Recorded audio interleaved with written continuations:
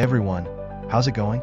I'm back with a product that's honestly too good not to share, so let's dive right in because this one's a real find. Alright, so first things first, the design. This product just looks cool. So if you're interested in learning more, I've put all the details in the description below. And hey race, the kicker, the price. Usually something that looks and feels this good comes with a high price tag, but this one's super affordable. I was honestly surprised when I saw how budget friendly it is, especially considering the quality. It's rare to find a product that checks all the boxes without emptying your wallet. Lastly, this product is super versatile. Whether you want it for your workspace, home, or even as a gift, it fits just about anywhere and serves a variety of needs. It's like having that one item you can always count on to look good and work well, no matter where you put it.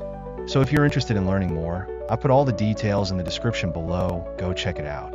And before you go, don't forget to like this video, subscribe for more cool finds, and hit the bell so you're always in the loop when I post something new. Thanks for tuning in everyone. Catch you in the next one. Hey everyone, how's it going?